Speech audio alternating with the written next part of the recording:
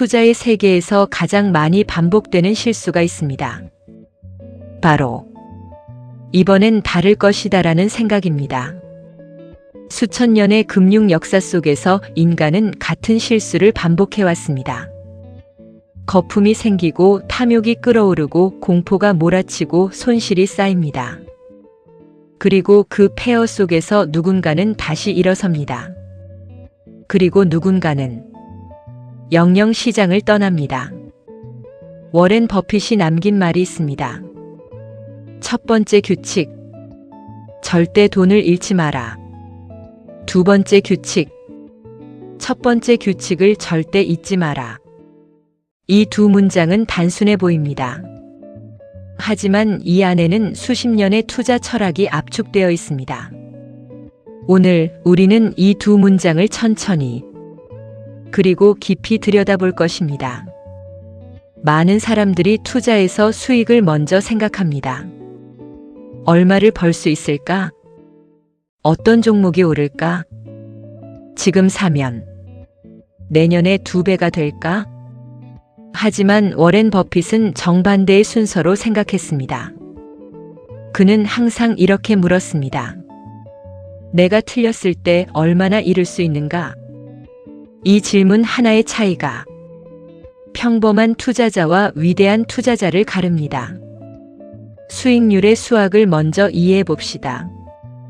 100만 원을 가진 사람이 있습니다. 그가 50%를 잃었습니다. 이제 그에게는 50만 원이 남아 있습니다. 여기서 원금을 회복하려면 몇 퍼센트가 필요할까요? 50%가 아닙니다. 100%입니다. 50만 원에서 다시 100만 원이 되려면 남은 돈이 2배가 되어야 합니다. 이것이 손실의 잔인한 수학입니다. 만약 70%를 잃었다면 원금 회복에는 233%의 수익이 필요합니다. 90%를 잃었다면 무려 900%의 수익이 있어야 원금으로 돌아옵니다. 그러나 현실에서 900%의 수익은 거의 불가능한 일에 가깝습니다. 버핏은 이 수학적 진실을 누구보다 잘 알고 있었습니다. 그래서 그는 수익보다 방어를 먼저 생각했습니다. 나는 뛰어난 수익을 올리려 하지 않는다. 나는 어리석은 실수를 피하려 노력할 뿐이다. 이 말 속에 그의 60년 투자 철학이 담겨 있습니다. 손실이 무서운 이유는 숫자만이 아닙니다. 심리적 타격이 더 깊습니다. 인간의 뇌는 같은 크기의 이익보다 손실에 2배 이상 강하게 반응합니다. 이것을 심리학에서는 손실 회피 편향이라고 부릅니다. 10만 원을 잃었을 때의 고통은 10만 원을 얻었을 때의 기쁨보다 약 2배 더 강렬하게 느껴집니다. 이 때문에 손실을 본 투자자들은 잘못된 결정을 내리기 시작합니다. 손실을 만회하려는 욕구가 판단력을 흐립니다. 이번에 2배 베팅하면 돌아올 수 있어. 조금만 더 기다리면 반등할 거야. 지금 팔면 손해가 확정되니까 못 팔겠어. 이런 생각들이 작은 손실을 대형 손실로 키웁니다. 그리고 결국 회복 불가능한 지점에 이르게 됩니다. 버핏은 말했습니다. 손실을 볼 때 가장 위험한 것은 그 손실을 만회하려는 마음이다. 워렌 버핏이 처음 주식을 산 것은 11살이었습니다. 1941년의 일이었습니다. 그는 시티즈 서버스 프로퍼드라는 주식을 38달러에 샀습니다. 그런데 주가는 곧 27달러까지 떨어졌습니다.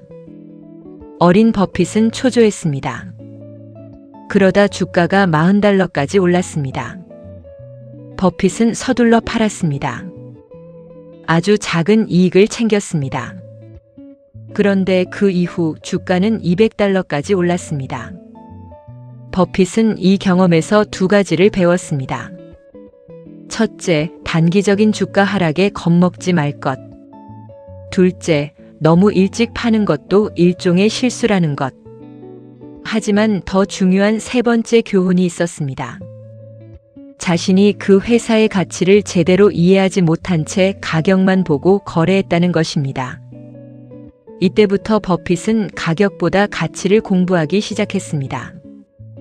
그리고 그의 스승인 벤저민 그레이엄을 만났습니다. 그레이엄은 이렇게 가르쳤습니다.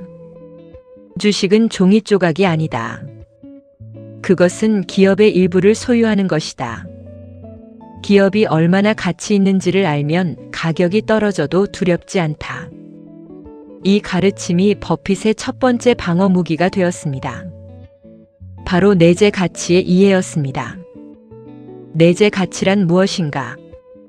기업이 앞으로 벌어들일 수익의 현재 가치입니다. 쉽게 말하면 이 기업이 존재하는 한 앞으로 창출할 모든 현금을 지금 가격으로 환산한 것입니다. 버핏은 이렇게 설명했습니다. 1달러짜리 지폐를 50센트에 사는 것. 그것이 내가 하는 일이다. 시장이 패닉 상태에 빠져 모두가 팔 때 버핏은 기업의 실제 가치를 계산하고 그것보다 싸게 나온 주식을 샀습니다. 시장이 흥분해서 모두가 살 때 버핏은 주가가 가치를 훨씬 초과했다고 판단하고 조용히 손을 뺐습니다. 이것이 그의 기본 전략이었습니다.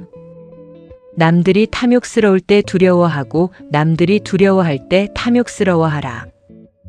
이 한 문장이 그의 모든 투자 행동을 설명합니다. 버핏의 스승 그레이엄이 만들어낸 개념이 있습니다. 안전 마진입니다. 아무리 정확하게 기업의 가치를 계산해도 우리의 분석은 틀릴 수 있습니다. 미래는 예측하기 어렵습니다. 예상치 못한 사건이 발생합니다. 그래서 내재 가치보다 훨씬 싸게 살 때만 투자합니다. 그 차이가 바로 안전 마진입니다. 예를 들어봅시다. 어떤 기업의 내재 가치가 100만 원이라고 분석했습니다. 하지만 버핏은 60만 원에서만 삽니다. 40%의 안전 마진을 확보한 것입니다. 만약 분석이 조금 틀렸다면, 내재 가치가 실제로는 80만 원이었다면, 그래도 60만 원에 샀으니 여전히 이익입니다. 만약 분석이 많이 틀렸다면, 내재 가치가 실제로는 70만 원이었다면, 그래도 손실은 아주 제한적입니다. 이것이 안전 마진의 힘입니다. 손실의 가능성을 구조적으로 줄이는 방법입니다. 버핏은 말했습니다. 내가 투자하기 전에 항상 묻는 질문이 있다. 이 투자에서 내가 완전히 틀렸을 때 나는 얼마나 잃을 수 있는가? 그 대답이 만족스럽지 않으면 나는 투자하지 않는다. 안전 마진은 단순히 싸게 사는 것만이 아닙니다. 사업 자체의 안정성도 포함됩니다. 버핏이 좋아하는 기업들의 특징이 있습니다. 바로 경제적 해자를 가진 기업입니다.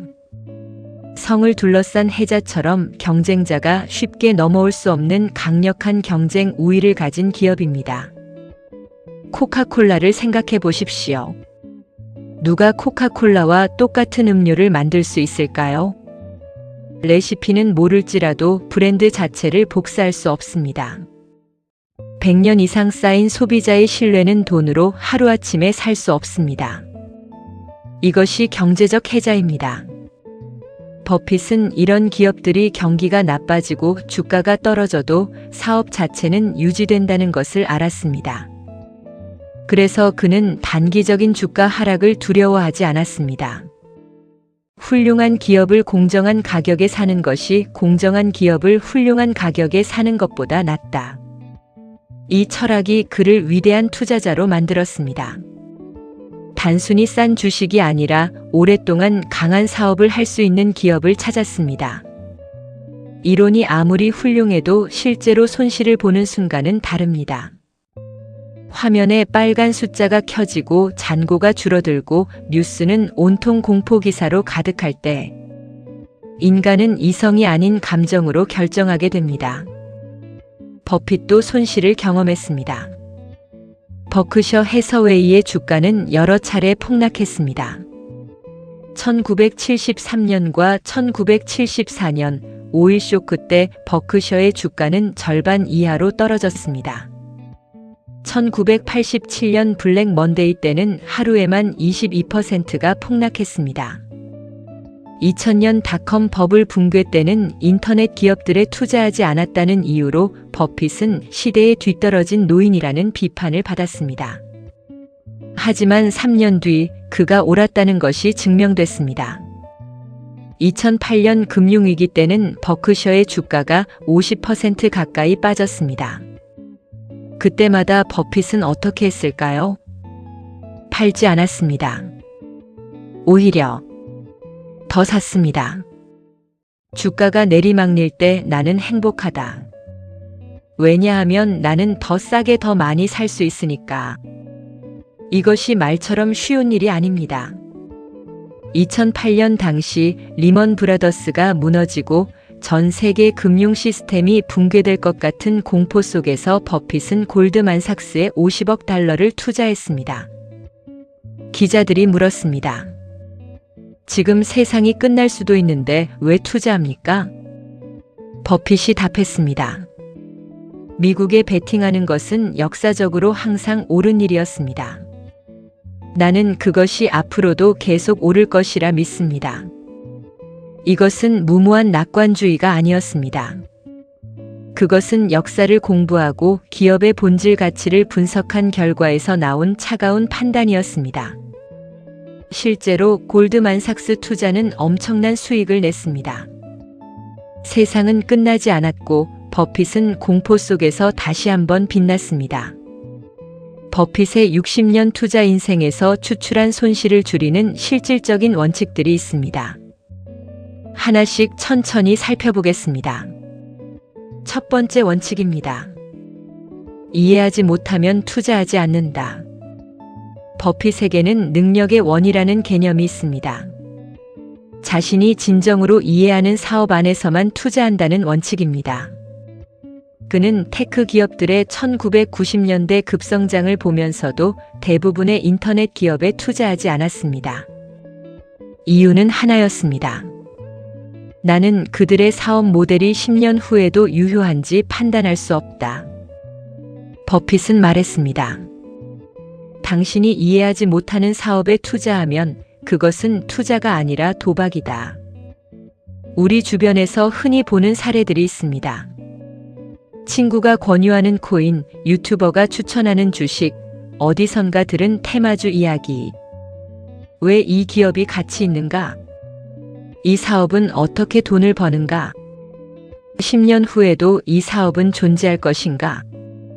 이 세 가지 질문에 명확하게 답할 수 없다면 그것은 투자가 아닙니다. 두 번째 원칙입니다. 빚으로 투자하지 않는다. 버핏이 평생 지켜온 철칙 중 하나입니다. 레버리지는 영리한 사람들을 파멸시킨다. 레버리지, 즉 빚으로 투자하면 수익이 날 때는 더 크게 납니다. 하지만 손실이 날 때는 원금을 넘어 파산에 이릅니다. 더 큰 문제는 타이밍입니다. 빌린 돈에는 만기가 있습니다. 주가가 반드시 회복될 것을 알아도 만기 전에 갚지 못하면 결국 팔아야 합니다. 2008년 금융위기의 핵심이 바로 이것이었습니다. 누군가는 금융위기가 끝날 것을 알았지만 레버리지 때문에 강제 매도를 해야 했고 결국 최악의 타이밍에 손실을 확정지었습니다. 버핏은 단 한 번도 빚으로 투자하지 않았습니다. 그래서 그는 어떤 폭락장에서도 내가 원할 때 팔거나 또는 버틸 수 있었습니다. 시간은 버핏의 편이었습니다. 빚이 없었기 때문입니다. 세 번째 원칙입니다. 이해하고 확신하는 소수의 기업에만 집중한다. 버핏은 과도한 분산 투자를 좋아하지 않습니다. 분산 투자는 자신이 무엇을 하는지 모를 때의 보호책이다. 그러나 이 말을 오해해서는 안 됩니다. 버핏이 말하는 집중 투자는 한두 종목에 전 재산을 거는 것이 아닙니다. 그것은 깊이 이해하고 충분히 분석하고 확신이 있는 소수의 기업에만 집중한다는 뜻입니다. 버크셔 해서웨이의 포트폴리오를 보면 상위 5개 종목이 전체 포트폴리오의 70%에서 80%를 차지합니다. 하지만 그 종목들은 수십 년에 걸친 연구와 깊은 이해를 바탕으로 선택된 것들입니다. 20개의 투자 기회밖에 없다고 생각하고 투자하라. 그 소중한 기회를 함부로 낭비하지 않게 된다. 아무 종목이나 사는 것이 아니라 정말 이해하고 확신하는 것만 사는 것. 이것이 손실을 줄이는 방법입니다. 네 번째 원칙입니다.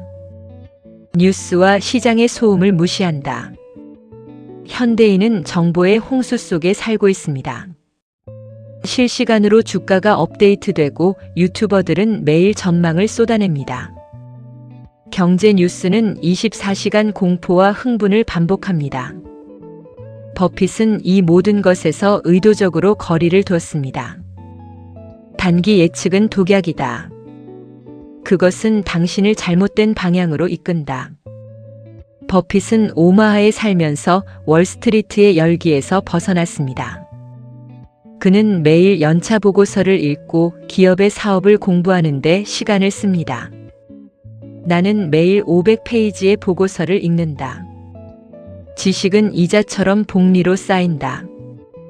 오늘도 어디선가 누군가가 말합니다. 이 종목 지금 당장 사야 해. 내일 폭락 온다. 이 기업 곧 뜬다. 버핏이라면 그 사람에게 물을 것입니다. 당신은 그 기업의 10년치 연차 보고서를 읽었습니까? 5번째 원칙입니다. 인내는 투자의 가장 강력한 무기다. 주식시장은 조급한 사람에게서 인내심 있는 사람에게로 돈을 이전시키는 기계다. 이 문장은 버핏의 가장 유명한 말 중 하나입니다.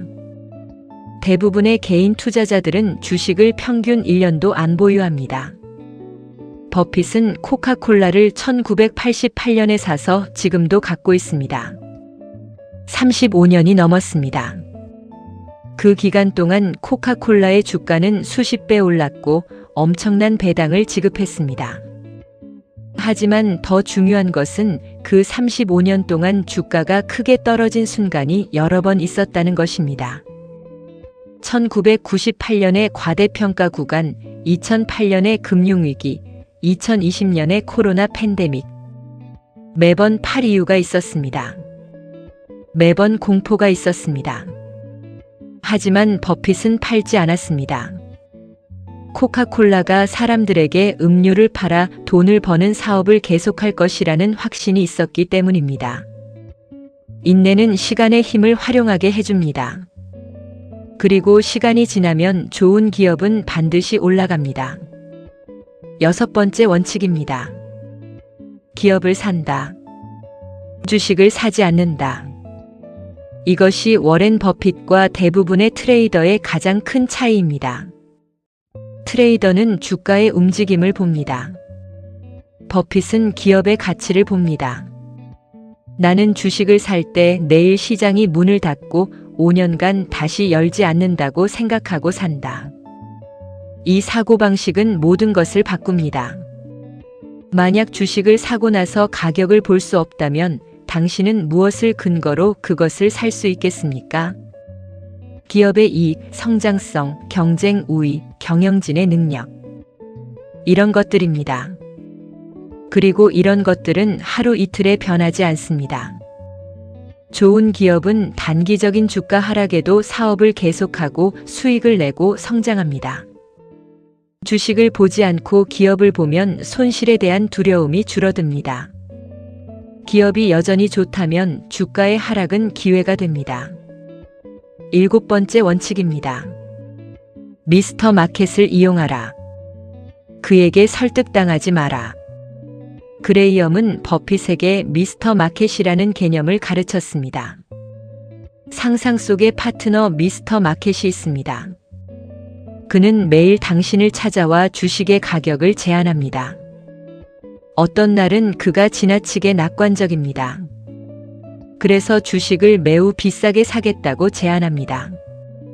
어떤 날은 그가 심각하게 비관적입니다. 그래서 주식을 매우 싸게 팔겠다고 합니다. 현명한 투자자는 미스터 마켓이 비관적일 때 삽니다. 낙관적일 때는 팝니다. 그리고 그의 감정에 휘둘리지 않습니다. 미스터 마켓이 어떤 가격을 제시하든 기업의 실질 가치와 비교해서 판단합니다. 버핏은 말했습니다. 시장이 나를 위해 일하게 만들어라. 내가 시장을 위해 일하지 않도록. 대부분의 사람들은 주가가 내릴 때 두려워서 팝니다. 그러면 미스터 마켓이 이긴 것입니다. 버핏은 주가가 내릴 때 냉정하게 가치를 계산하고 싸다면 더 삽니다. 그는 미스터 마켓을 이긴 것입니다. 위대한 투자자도 실수를 합니다.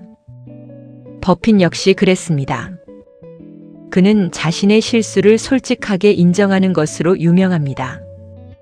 매년 주주들에게 보내는 편지에는 성공담뿐 아니라 실패담도 가득합니다. 이것 자체가 그가 위대한 투자자인 이유 중 하나입니다. 버크셔 해서웨이를 인수한 것 자체가 실수였다고 그는 말합니다. 1965년 그는 방직회사였던 버크셔를 싸다는 이유로 인수했습니다. 하지만 그 사업은 경쟁력을 잃어가고 있었습니다. 내가 버크셔에 투자한 돈을 처음부터 좋은 보험회사에 투자했다면 지금 버크셔는 2배 이상의 가치를 가졌을 것이다. 그는 담배꽁초 투자 방식에 집착했습니다. 싸기만 하면 사는 방식이었습니다. 찰리 멍거를 만나기 전까지는 찰리 멍거가 그에게 말했습니다. 단순히 싼 기업이 아니라 지속적으로 훌륭한 기업을 사라. 이 조언이 버핏의 투자 철학을 바꿨습니다. 그는 이것을 찰리가 나를 더 나은 투자자로 만들었다고 표현합니다. 2016년 버핏은 IBM에 투자했다가 손실을 보고 팔았습니다. 그때 그가 한 말은 단 2문장이었습니다. 나는 IBM의 미래 사업 환경을 잘못 분석했다. 내가 틀렸다. 변명도 없었습니다. 책임을 다른 곳에 돌리지 않았습니다. 이것이 버핏식 손실 처리 방법입니다. 틀렸음을 인정하고 손실을 확정하고 앞으로 나아갑니다. 많은 사람들이 가장 힘들어하는 것이 바로 이것입니다. 손실 확정입니다. 아직 팔지 않으면 손실이 아니라고 생각합니다. 하지만 현실은 이미 그 손실이 발생해 있습니다. 버핏은 말했습니다. 당신이 구덩이 속에 있다는 것을 발견했다면 첫 번째 해야 할 일은 삽질을 멈추는 것이다. 잘못된 투자에서는 빠져나오는 것이 맞습니다. 그것도 가능한 한빨리. 자존심, 체면 언젠가 오르겠지라는 희망이 더 큰 손실로 이어지는 경우가 훨씬 많습니다. 복리를 이해하면 손실 방어가 얼마나 중요한지 더 잘 알 수 있습니다. 버핏은 말했습니다. 복리는 세상에서 가장 강력한 힘이다. 1만 달러를 연 20%로 운용한다면 10년 후에는 약 6만 2천 달러가 됩니다. 20년 후에는 약 38만 달러가 됩니다. 30년 후에는 약 237만 달러가 됩니다. 시간이 지날수록 속도가 붙습니다. 이것이 복리의 마법입니다. 그런데 여기서 만약 30년 중 한 해에 70%의 손실이 발생했다면 어떻게 될까요? 전체 복리의 결과가 처참하게 달라집니다. 한 해의 70% 손실은 3년 이상의 복리 이익을 한순간에 날려버립니다.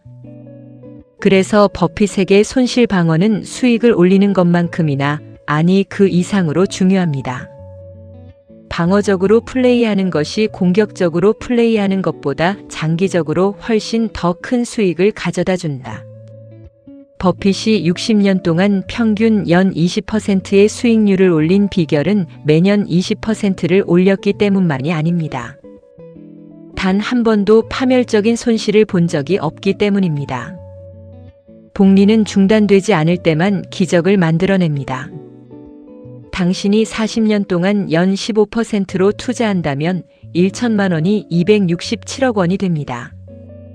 하지만 그 40년 중 단 두세 번의 파멸적인 손실이 있다면 그 267억은 만들어지지 않습니다. 손실을 피하는 것이 곧 복리를 지키는 것입니다. 복리를 지키는 것이 곧 부를 만드는 것입니다. 이것이 버핏이 잃지 않는 법부터 배워라라고 말하는 수학적 그리고 철학적 근거입니다. 투자 이야기만이 아닙니다. 버핏의 철학은 인생 전반에 적용됩니다. 당신의 평판을 쌓는 데는 20년이 걸리지만 무너지는 데는 5분이면 충분하다. 이 말은 단순한 투자 이야기가 아닙니다. 인간관계, 직업, 삶의 태도 이야기입니다. 하지만 구조는 투자와 완전히 같습니다. 쌓는 데는 오래 걸리고 잃는 데는 순간입니다. 그래서 버핏은 항상 물었습니다. 이 행동이 내일 아침 신문 일면에 실린다면 나는 그것을 할 수 있는가? 이것이 그의 도덕적 안전 마진입니다. 명성의 손실을 막기 위한 방어 장치입니다. 버핏은 또 이렇게 말했습니다. 나는 내가 무엇을 원하는지 안다. 돈이 아니다. 내가 진정으로 원하는 것은 내가 존경하는 사람들에게 사랑받는 것이다. 이 말은 놀랍습니다. 세계 최고의 부자 중 한 명이 돈보다 관계를 먼저 이야기하고 있습니다. 그는 말했습니다. 나이 80이 됐을 때 당신의 주변에 당신을 사랑하는 사람이 가득하다면 성공한 인생이다. 그것은 돈으로 살 수 없다. 버핏은 투자에서도 삶에서도 같은 원칙으로 살았습니다. 단기적인 탐욕보다 장기적인 가치, 화려한 수익보다 안정적인 방어, 숫자의 부보다 관계의 부. 손실을 봤을 때 사람들이 흔히 저지르는 치명적인 실수들이 있습니다. 버핏의 교훈을 바탕으로 하나씩 짚어보겠습니다. 첫째, 평균 단가를 낮추기 위해 추가 매수하는 것입니다. 물타기라고도 합니다. 주가가 내릴수록 더 사서 평균 매수가를 낮추는 전략입니다. 이것 자체가 나쁜 것은 아닙니다. 버핏도 좋은 기업의 주가가 내릴 때 더 삽니다. 하지만 핵심은 좋은 기업이어야 한다는 것입니다. 단순히 주가가 내렸다는 이유로 손실을 평균화하기 위해 추가 매수하는 것은 잘못된 배에 올라탄 채 더 빠르게 가려는 것과 같습니다. 먼저 물어야 합니다. 이 기업은 여전히 좋은 기업인가? 내가 처음 샀던 이유가 여전히 유효한가? 그렇다면 더 사는 것이 맞습니다. 그렇지 않다면 지금 당장 팔아야 합니다. 둘째, 손실을 만회하기 위해 더 위험한 투자를 하는 것입니다. 이것이 가장 흔한 그리고 가장 치명적인 실수입니다. 100만 원을 잃었습니다. 마음이 조급해집니다. 그래서 고수익을 약속하는 리스크 높은 투자에 손을 댑니다. 이번 한 번만 크게 벌면 돌아올 수 있어. 이 생각이 작은 손실을 대형 파산으로 만듭니다. 카지노에서 돈을 잃은 사람이 다음 판에 더 크게 거는 것과 정확히 같습니다. 이것은 투자가 아니라 도박입니다. 버핏은 말했습니다. 내가 두려운 것은 큰 손실을 본 후에 오는 그 손실을 만회하려는 욕망이다. 그 욕망이 모든 것을 끝낸다. 셋째, 손실을 숨기거나 인정하지 않는 것입니다. 많은 사람들이 손실을 인정하는 것을 두려워합니다. 자신의 판단이 틀렸다는 것을 인정해야 하기 때문입니다. 하지만 현실을 외면할수록 상황은 악화됩니다. 버핏은 매년 주주들에게 편지를 씁니다. 그 편지에는 자신이 그 해에 저지른 실수가 항상 포함되어 있습니다. 나는 올해 이런 실수를 했습니다. 그 이유는 이것입니다. 앞으로 이렇게 하겠습니다. 이것이 그의 방식입니다. 손실을 인정하고 원인을 분석하고 교훈을 추출하고 앞으로 나아가는 것. 이 사이클이 반복되면서 그는 더 나은 투자자가 되었습니다.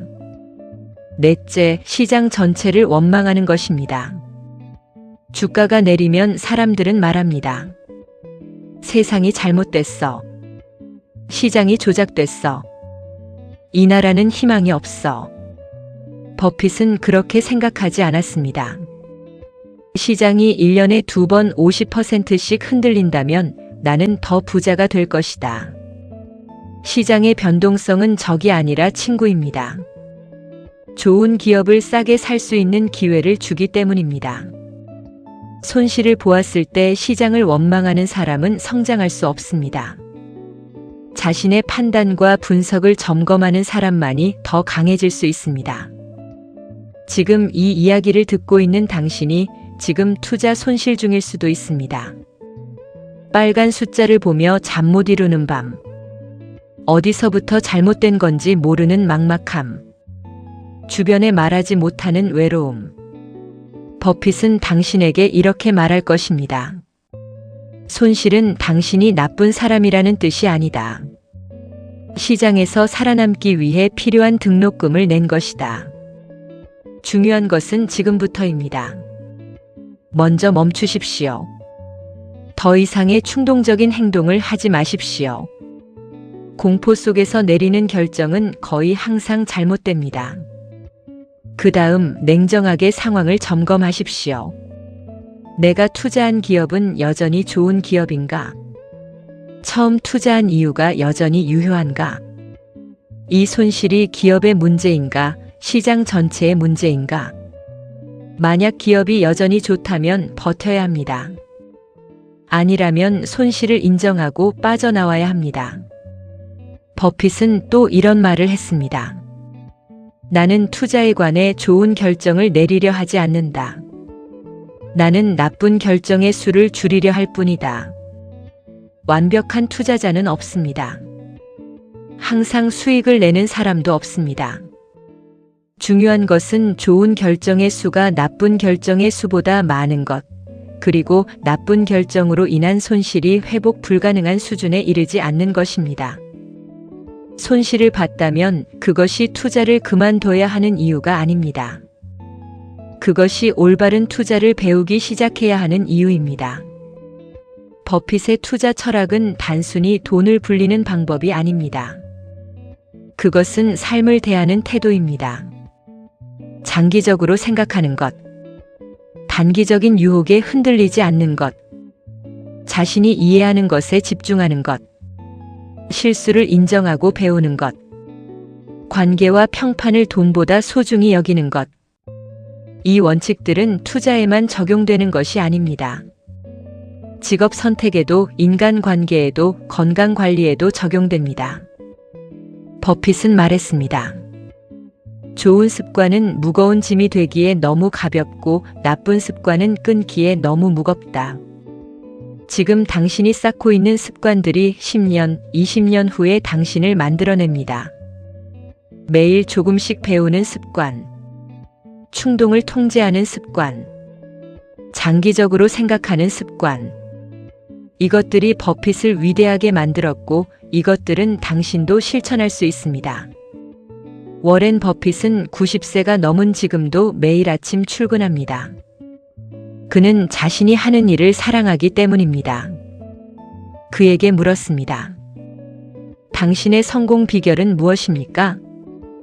그가 답했습니다. 나는 내가 사랑하는 일을 했습니다. 나는 훌륭한 파트너를 찾았습니다. 나는 올바른 방향으로 생각했습니다. 그리고 나는 미국에서 태어나는 행운을 가졌습니다. 단순합니다. 하지만 그 단순함 속에 깊이가 있습니다. 인생에서 가장 중요한 투자는 자기 자신에 대한 투자다. 자신의 재능을 개발하는 것, 그 누구도 당신에게서 빼앗아갈 수 없다. 세금도 부과되지 않고 인플레이션도 갉아먹지 못하고 주가가 내려가도 줄어들지 않는다. 당신이 지금 배우는 모든 것, 당신이 지금 키우는 모든 능력, 그것이 당신 인생의 가장 큰 자산이다. 손실을 봤을 때 진짜 투자가 시작됩니다. 두려움이 아닌 분석으로, 충동이 아닌 원칙으로, 단기가 아닌 장기로, 잃지 않는 법을 배우는 것이 버는 법을 배우는 첫 번째 단계입니다. 오늘 그 첫걸음을 내디디십시오. 워렌 버핏의 지혜를 담은 이 이야기가 여러분의 투자 여정의 작은 등불이 되기를 바랍니다. 들어주셔서 감사합니다. 이 영상이 도움이 되셨다면 지금 바로 구독 버튼을 눌러주세요. 워렌 버핏의 말처럼 좋은 습관은 지금 이 순간 시작됩니다. 구독은 여러분의 투자 여정에서 작은 습관 하나를 더하는 일입니다. 앞으로도 위대한 투자자들의 철학과 지혜를 이곳에서 계속 전해드리겠습니다. 좋아요와 댓글도 큰 힘이 됩니다. 여러분이 오늘 이 영상을 끝까지 들어주신 것만으로도 이미 대부분의 사람들보다 한 발 앞서 있습니다. 다음 영상에서 다시 만나겠습니다. 감사합니다.